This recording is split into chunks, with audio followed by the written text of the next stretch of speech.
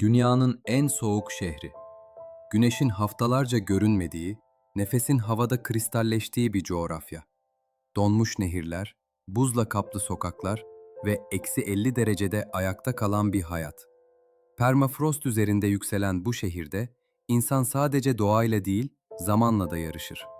Burası Sibirya'nın kalbi ve insanın sınırlarını zorlayan yer.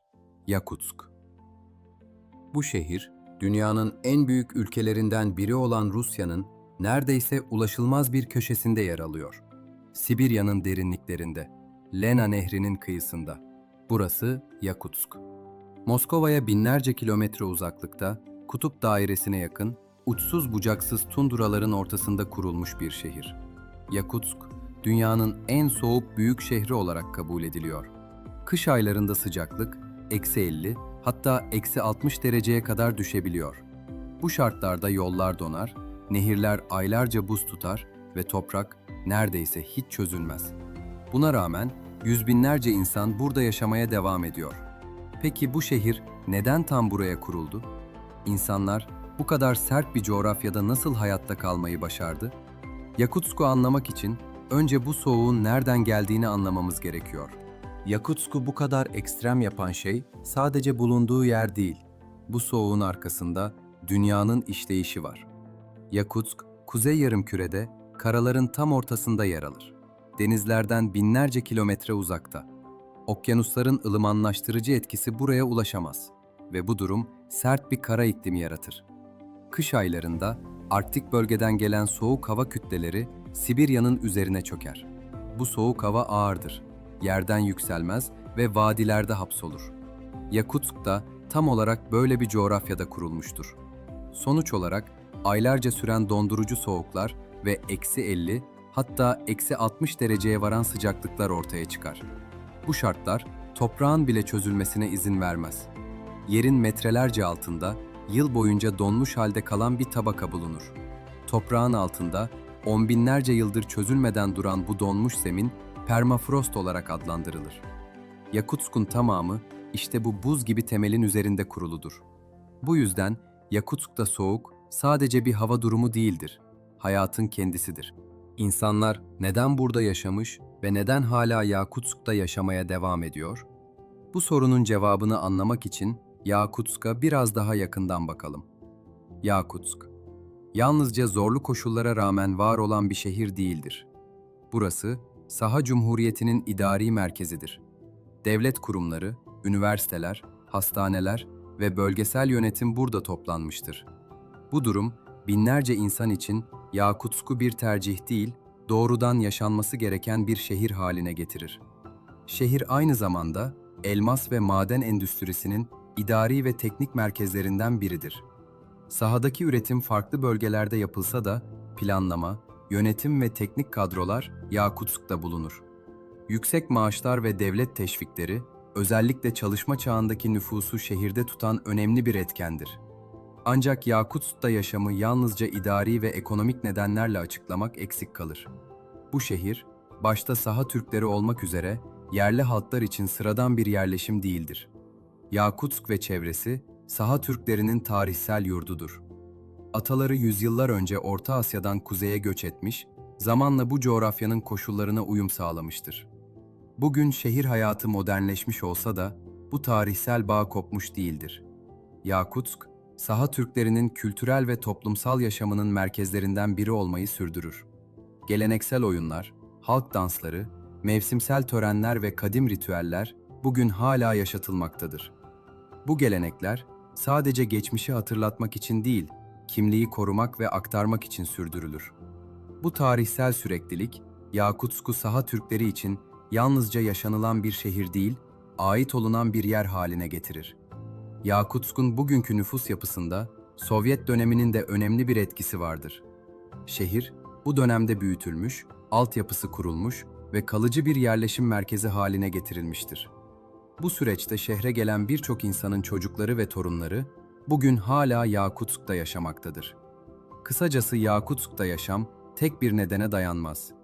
Bu şehirde insanlar, idari zorunluluklar, ekonomik imkanlar ve tarihsel kültürel aidiyetin bir araya gelmesiyle yaşamış ve yaşamaya devam etmektedir. Peki bu şehirde günlük hayat nasıl işliyor?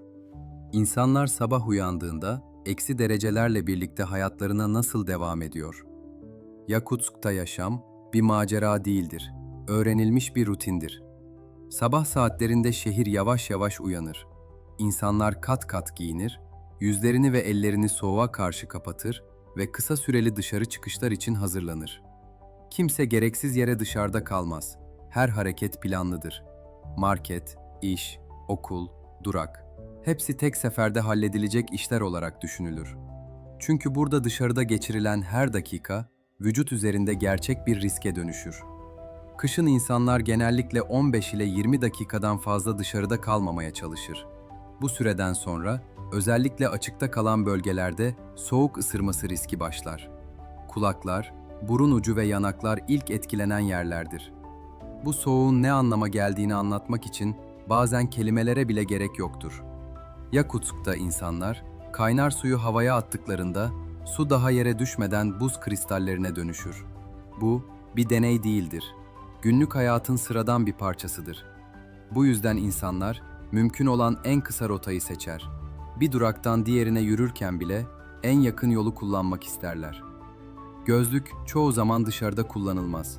Çünkü metal çerçeveler soğukta deriye yapışabilir ve ciddi cilt yaralanmalarına yol açabilir. Nefes almak bile dikkat gerektirir. Derin bir nefes, akciğerlere buz gibi hava çeker ve boğazı yakar.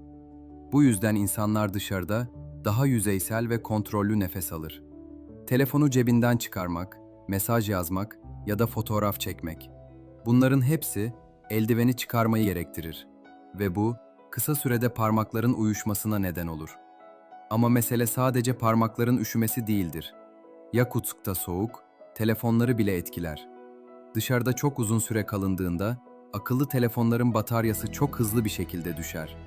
Bazı cihazlar soğukta kendini kapatır ve bir süre çalışmaz. Bu yüzden insanlar telefonlarını dışarıda kullanmamaya çalışır ya da montlarının en iç cebinde taşıyarak vücut ısısıyla sıcak tutar. Bu yüzden Yakutsk'ta sabah rutini sadece giyinmekten ibaret değildir. Bu, vücudu soğuğa karşı taktiksel olarak hazırlamak anlamına gelir. Ve bu hazırlık yapılmadan dışarı çıkılmaz. Bu tür belgesellerin devamı için videoyu beğenmeniz, kanala abone olmanız ve yorum bırakmanız benim için çok değerli. Şimdi yeniden Yakutsk'a dönelim. Yakutsk'ta günlük yaşamın sürdürülebilmesi, ulaşımın kesintisiz işlemesine bağlıdır. Bu şehirde bir araç, konfor sağlayan bir unsurdan çok, günlük hayatın devamı için zorunlu bir altyapı parçasıdır. Kış aylarında, özellikle hava sıcaklığının eksi 40 derecenin altına düştüğü dönemlerde, araç kullanımı sıradan bir ulaşım faaliyeti olmaktan çıkar ve teknik bir hayatta kalma meselesine dönüşür. Yakutsk'ta sürücülerin bildiği temel gerçek şudur: soğukta duran bir motor tekrar çalışmayabilir. Bu nedenle birçok araç sahibi, kış boyunca motorunu tamamen kapatmamayı tercih eder. Özellikle açık alanda park eden araçlarda, motor saatlerce, bazen günlerce çalışır halde bırakılır. Bunun nedeni, düşük sıcaklıkta motor yağının koyulaşması, yakıt hatlarının donması ve marş sisteminin işlevini yitirmesidir.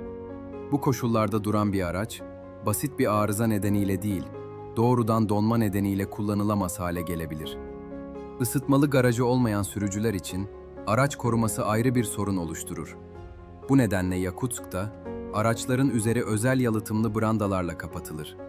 Bu brandalar, motor bölmesindeki ısı kaybını azaltmak ve soğuk havanın doğrudan motora temasını engellemek için kullanılır. Bazı sürücüler, gece boyunca araçlarının yanına harici ısıtıcılar yerleştirir.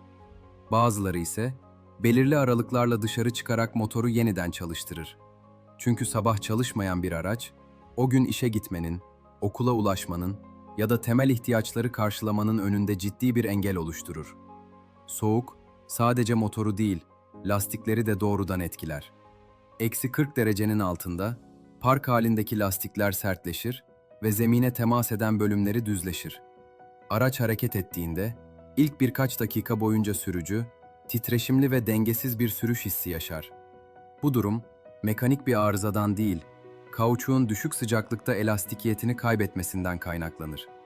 Yakutsk'ta ulaşımın bir diğer özgün unsuru ise kış aylarında donan nehirlerdir. Soğuk aylarda Lena Nehri tamamen donar ve yüzeyi üzerinde geçici karayolları oluşturulur. Bu buz yolları, aylar boyunca otomobillerden ağır kamyonlara kadar binlerce aracın geçişine imkan verir. Yaz aylarında ise bu yollar ortadan kaybolur ve ulaşım yeniden nehir taşımacılığına dayanır.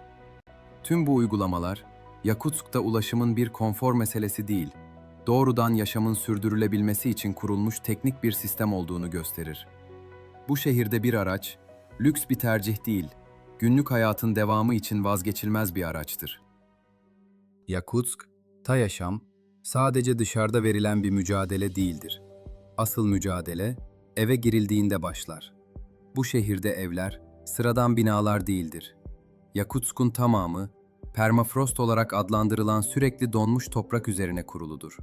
Bu toprak, yaz aylarında bile tam anlamıyla çözülmez. Bu nedenle binalar doğrudan zemine oturtulmaz. Evler ve apartmanlar, beton kazıklar üzerine inşa edilir. Amaç, binanın sıcaklığının alttaki donmuş toprağı eritmesini ve zeminin zamanla çökmesini engellemektir. Bu mimari Yakutsk'ta yaşamın temel şartlarından biridir. Yakutsk'ta ısınma bir konfor meselesi değildir. Bu, doğrudan hayatta kalma meselesidir. Şehirde neredeyse tüm binalar merkezi ısıtma sistemine bağlıdır. Dev kazan dairelerinden çıkan sıcak su, kilometrelerce boru hattıyla şehrin tamamına dağıtılır. Bu boruların büyük bölümü yerin altına gömülemez. Çünkü toprak tamamen donmuştur. Bu nedenle Yakutsk'ta ısıtma ve su borularının önemli bir kısmı yeryüzünün üzerinde ilerler. Borular özel yalıtım malzemeleriyle kaplanır ve sürekli izlenir. Çünkü bu hatlardan biri donarsa sadece bir bina değil, bütün bir mahalle saatler içinde yaşanamaz hale gelebilir. Bu yüzden kış boyunca ısıtma sistemleri neredeyse hiç durdurulmaz. Yakutsk'ta su sıradan bir kaynak değildir. Şehir merkezinde merkezi şebeke sistemi vardır. Ancak sıcak su her zaman kesintisiz değildir. Bu yüzden birçok evde ek elektrikli su ısıtıcıları bulunur. Duş almak, plansız yapılan bir iş değildir. İnsanlar sıcak suyun ne zaman geleceğini, basıncın ne zaman düşeceğini bilmeye alışkındır. Kırsal bölgelerde ve bazı köylerde ise durum çok daha zahmetlidir. Buralarda insanlar, nehirlerden kestikleri buz bloklarını eve taşır. Bu buzlar eritilerek içme ve kullanım suyuna dönüştürülür. Suya ulaşmak, başlı başına bir iştir. Yakutsk ve çevresinde banyo kültürü sadece temizlikle sınırlı değildir. Rusya'ya özgü banya geleneği, yüksek sıcaklık ve buharla ısınma, ardından ani soğukla vücudu şoklama üzerine kuruludur. İnsanlar önce yüksek sıcaklıktaki banyoda uzun süre terler, ardından kısa süreli olarak soğuk havaya çıkar ya da buz gibi suya girer. Bu uygulamanın amacı, kan dolaşımını hızlandırmak, bağışıklık sistemini güçlendirmek ve vücudu soğuğa alıştırmaktır. Dışarıdan bakıldığında bu, tehlikeli ya da gereksiz görünebilir. Ama Yakutsk'ta bu, nesiller boyunca aktarılmış bir alışkanlıktır. Bu bir cesaret gösterisi değil, soğukla yaşamayı öğrenmenin bir yoludur. Yakutsk'ta, evlerin içi, dışarıdaki şehirle neredeyse hiçbir benzerlik taşımaz. Dışarıda eksi 50 derece varken, evlerin içinde 20 derecenin üzerinde sıcaklık sağlanır. Kalın yalıtım, çok katmanlı pencereler ve sürekli çalışan ısıtma sistemleri, iç mekanı yaşanabilir kılar. Bu nedenle Yakutsk'ta yaşam, iki ayrı dünya arasında sürer. Biri hata kaldırmayan dışarısıdır, diğeri ise hayatın tüm zorluklara rağmen normal akışıyla sürdüğü evlerin içi. Ancak Yakutsk'ta hayat yalnızca sıcak kalmakla sınırlı değildir. Peki bu kadar soğuk bir şehirde insanlar her gün ne yer, yiyeceklerini nasıl temin eder, bu düzeni nasıl sürdürürler? Bunu nasıl sürdürdüklerine bakalım. Peki Yakutsk'ta balık, pazara gelmeden önce nasıl elde ediliyor? Kış aylarında Lena Nehri tamamen donar. Ancak bu donmuş yüzey nehirle hayat arasındaki bağı kesmez. Aksine balıkçılık faaliyetleri tam da bu dönemde devam eder. Balıkçılar kalın buz tabakasını özel burgular ve geleneksel demir el aletleriyle deler. Amaç buzun altındaki suya ulaşmaktır. Açılan delikler rastgele seçilmez. Akıntı, derinlik ve balığın hareket ettiği alanlar uzun yıllara dayanan deneyimle bilinir. Bu deliklerden olta ve ağlar kullanılarak balık tutulur. Balık, su yüzeyine çıkarıldığı anda dışarıdaki düşük hava sıcaklığıyla karşılaşır ve çok kısa sürede donar. Bu durum ayrıca bir soğutma ya da saklama işlemine ihtiyaç bırakmaz. Yakutsk ve çevresinde balıkçılık çoğu zaman küçük gruplar halinde ve geleneksel yöntemlerle yapılır. Tutulan balıklar nehir üzerinde ya da buzun hemen yanında kısa süreli olarak bekletilir. Soğuk hava balığın bozulmasını engeller ve doğal bir koruma sağlar. Bu nedenle balık paketlenmeden ya da özel bir muhafazaya alınmadan donmuş haliyle taşınabilir. Yakutsk'ta balıkçılık sadece gıda temini değildir. Bu, doğayla kurulan sürekli bir uyumun parçasıdır. Nehir kışın donsa bile hayat tamamen durmaz. Balık tutulur ve bu balıkların bir kısmı daha sonra şehre doğru yol alır. Yakutsk'ta şehir yaşamının sürekliliği, şehir dışındaki kırsal alanlarda sürdürülen hayvancılıkla doğrudan ilişkilidir. Bu bölgede hayvancılık, ılıman iklimlerde görülen yoğun ve endüstriyel üretim modellerinden farklıdır. Üretim, bölgenin sert iklim koşullarına uyum sağlayabilen hayvan türleri üzerine kuruludur. Bu hayvanların başında soğuğa dayanıklılığıyla bilinen yakut atı gelir. Yakut atı, çok düşük sıcaklıklarda dahi yılın büyük bölümünü açık arazide geçirebilen yerel bir ırktır. Kalın deri yapısı ve yoğun kış tüyleri vücut ısısını korumasına yardımcı olur. Bu özellikler at yetiştiriciliğinin bölge koşullarında sürdürülebilir olmasını sağlar.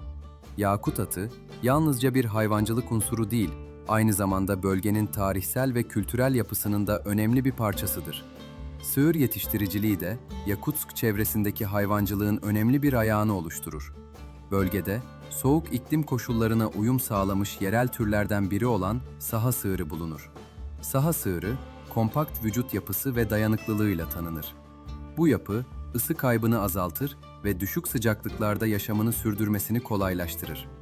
Ancak Yakutsk çevresindeki hayvancılık yalnızca saha sığırıyla sınırlı değildir. Bölgede daha yaygın ve bilinen geleneksel sığır türleriyle de hayvancılık yapılmaktadır.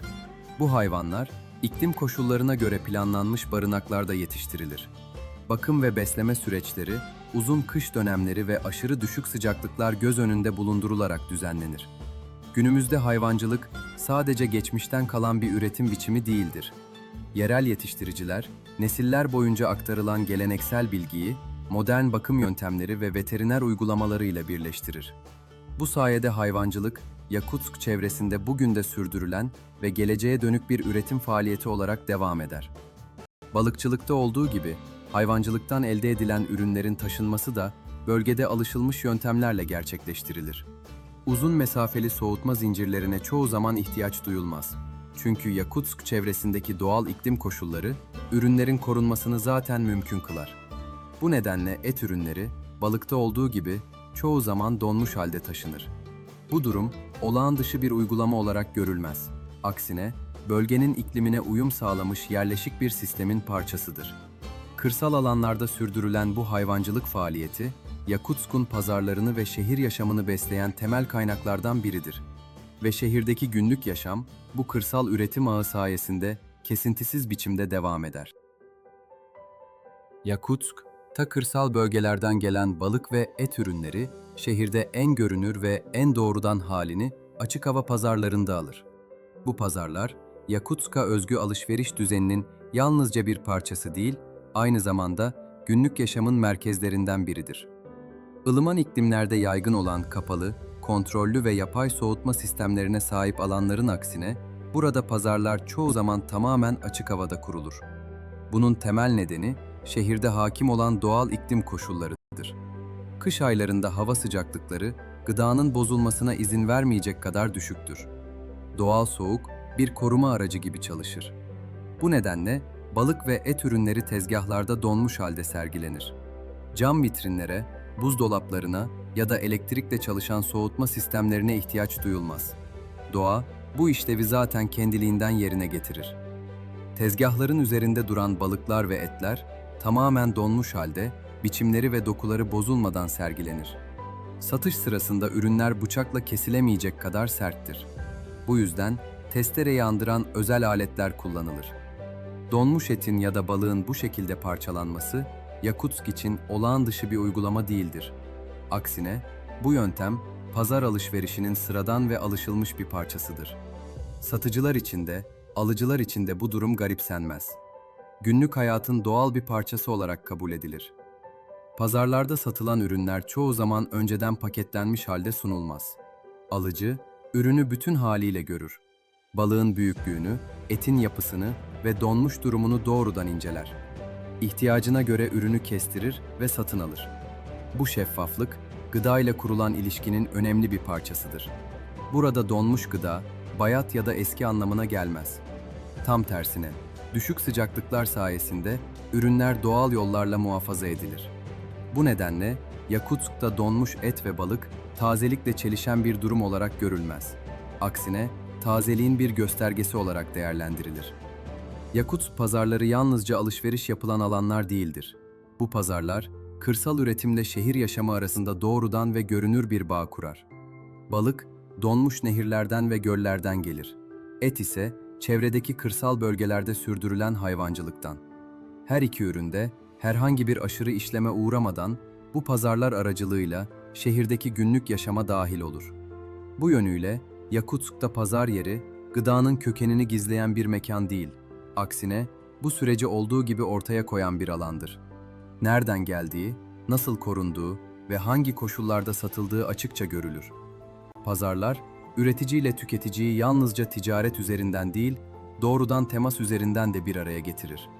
Böylece Yakutsk'ta pazar kültürü, sert iklim koşullarına uyum sağlamış yaşam biçiminin en somut ve en görünür yansımalarından biri haline gelir. Yakutsk, beslenme ve mutfak kültürü, bölgenin sert iklim koşullarıyla doğrudan ilişkilidir. Yılın büyük bölümünde hava sıcaklıklarının aşırı düşük olması, hangi gıdaların tüketileceğini ve bu gıdaların nasıl değerlendirileceğini belirleyici hale getirir.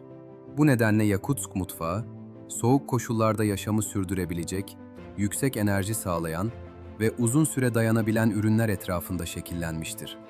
Buradaki yemek anlayışı, çoğu zaman çeşitlilik fikrinden çok işlev fikrine dayanır. Ne yenildiği kadar, neden o gıdanın tercih edildiği de önemlidir. Çünkü mutfak, sadece damak tadının değil, doğrudan hayatta kalma bilgisinin de bir parçasıdır. Beslenmenin temelini balık, et ve hamur işleri oluşturur. Hamur işleri günlük yaşamda önemli bir yere sahiptir. Yerel mutfakta kızartılarak hazırlanan ve bizim mutfağımızda pişiye benzeyen hamur bazlı yiyecekler yaygın olarak tüketilir. Bu tür yiyecekler sade içeriklerle hazırlanır, karmaşık bir hazırlık süreci gerektirmez ve kısa sürede sofraya gelebilir. Soğuğun belirleyici olduğu bir yaşam düzeninde hem pratik hem de doyurucu olması büyük avantaj sağlar. Üstelik kızartma yöntemiyle hazırlanan hamur işleri, yüksek kalori sunarak vücudun gün boyunca ihtiyaç duyduğu enerjiyi destekler. Bu yüzden pişi benzeri hamur işleri Yakutsk'ta sadece atıştırmalık değil, bazen bir öğünün omurgası, bazen de günün ritmini ayakta tutan bir temel besin gibi görülür. Balık, Yakutsk mutfağında özel bir yere sahiptir ve farklı tüketim biçimleriyle değerlendirilir.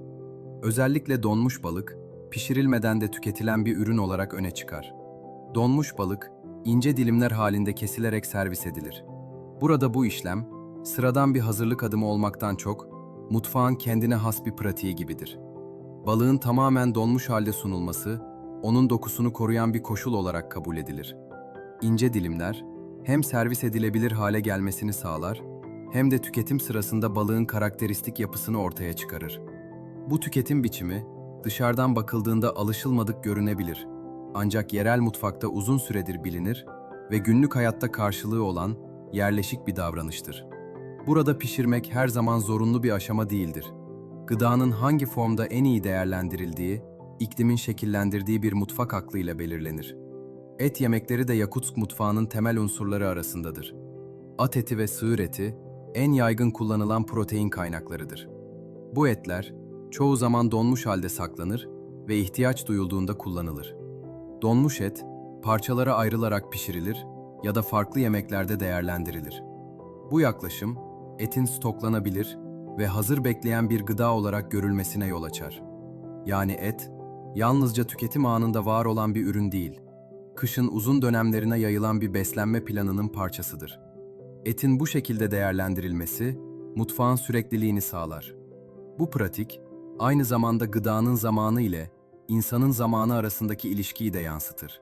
İhtiyaç duyulduğunda elde olanı kullanmak, koşulların izin verdiği kadarını korumak ve bu düzeni bozmadan sürdürmek. Et tüketimiyle birlikte hayvansal kaynaklı içecekler de mutfak kültüründe yer alır. Bu içecekler hayvancılıkla doğrudan bağlantılıdır ve beslenme düzenini tamamlayıcı bir unsur olarak görülür. Fermente edilmiş hayvansal içecekler, uzun süredir kullanılan ve kuşaklar boyunca aktarılan bir tüketim biçimini temsil eder. Kımız, Yakutsk ve çevresinde yalnızca bir içecek olarak değerlendirilmez. O, hayvancılıkla, mevsim döngüsüyle ve geleneksel yaşamla iç içe geçmiş bir unsurdur. Günlük yaşamda belirli zamanlarda tüketilir ve özellikle hayvansal ürünlerin yoğun olduğu beslenme düzenini dengeleyici bir rol üstlenir. Bu yönüyle kımız, mutfakta etle birlikte düşünülen, beslenme alışkanlıklarını tamamlayan bir öğe haline gelir. Aynı zamanda kımız, Yakutsk mutfağının geçmişle kurduğu bağın yaşayan bir parçası olarak görülür. Sebze ve meyve tüketimi, iklim koşulları nedeniyle sınırlıdır. Bu yüzden bitkisel ürünler, çoğu zaman ana unsurlar olmaktan ziyade, beslenmeyi tamamlayan destekleyici parçalar olarak görülür. Kurutulmuş ya da uzun süre saklanabilecek biçimde değerlendirilen bitkisel ürünler, özellikle farklı tatlar ve denge unsuru olarak mutfağa dahil olur. Bu Yakutsk'ta sofranın az ama anlamlı bileşenlerle kurulmasına da neden olur. Daha az seçenek, daha güçlü alışkanlıklar ve daha net bir işlev. Yakutsk'ta içecekler de beslenme kültürünün önemli bir parçasıdır. Özellikle sıcak içecekler, uzun ve sert kış aylarında günlük yaşamın vazgeçilmezleri arasında yer alır. Bitki çayları bu noktada belirgin bir rol üstlenir. Farklı bitkilerle hazırlanan bu sıcak içecekler, yalnızca susuzluğu gidermek için tüketilmez. Günlük yaşamın temposunu düzenleyen bir alışkanlık gibidir. Soğuk hava koşullarında dışarıdan içeri girildiğinde, ellerin ve yüzün hala soğuğu taşıdığı bir anda, sıcak bir içecek adeta normal hayata dönüş işareti olur. Bitki çaylarının tüketimi, çoğu zaman gün içinde tekrar eden küçük molalarla birlikte düşünülür. Bu molalar, sadece içecek içmek değil, kısa bir duraklama anlamına gelir. Soğuğun sürekli baskı kurduğu bir coğrafyada, sıcak bir bardak içecek, evin ya da kapalı alanın koruyucu hissini güçlendirir. Üstelik bu içecekler, sade ve basit yöntemlerle hazırlanabildiği için günlük rutinde yer edinir. Bazı günler bir alışkanlık, bazı günler bir ihtiyaç, bazı günlerde sadece iyi hissetme aracı olur. Böylece bitki çayları, Yakutsk'ta mutfak kültürünün yalnızca beslenmeye değil, yaşam psikolojisine de temas eden yönlerinden birine dönüşür. Yakutsk mutfağı dışarıdan bakıldığında alışılmadık görünebilir. Ancak bu mutfak, yüzlerce yıl boyunca sert iklim koşullarına uyum sağlayarak şekillenmiş bir kültürün ürünüdür. Burada yemek, yalnızca damak zevkiyle ilgili bir konu değildir. Beslenme, soğukla birlikte sürdürülen yaşamın ayrılmaz bir parçası olarak görülür. Donmuş balık ve et, kızartılmış hamur işleri, fermente içecekler ve sıcak içecekler hepsi aynı şeyi tamamlar. Bu coğrafyada günlük hayat mutfaktan başlar ve mutfak da doğaya uyumla devam eder. Yakutsk'ta yaşamı, günlük düzeni, beslenmeyi ve bu düzeni mümkün kılan koşulları anlattık. Peki bu soğuğun ne kadar sert olduğunu nasıl anlayabiliriz? Bunun için laboratuvar ortamında yapılan özel deneylere bakmaya gerek yok. Yakutsk'ta soğuk, günlük hayatın içinde kendini zaten açıkça gösterir. Dışarı çıkarılan ıslak bir kıyafet çok kısa süre içinde sertleşir. Kumaşın içindeki su donar ve kıyafet katlanamayacak, hareket ettirilemeyecek bir hal alır. Bu nedenle burada ıslak giysilerle dışarı çıkmak yalnızca rahatsız edici değil, aynı zamanda risklidir. Soğuk, birkaç dakika içinde gündelik bir nesneyi işlevsiz hale getirebilir. Benzer bir durum yiyecekler için de geçerlidir. Sıcak halde dışarı çıkarılan bir tabak yemek çok kısa sürede ısı kaybeder. Bir süre sonra yemek sertleşir ve donmaya başlar. Bu, olağanüstü bir an ya da nadir görülen bir olay değildir. Yakutsk'ta bu tür durumlar günlük yaşamın sıradan parçalarıdır.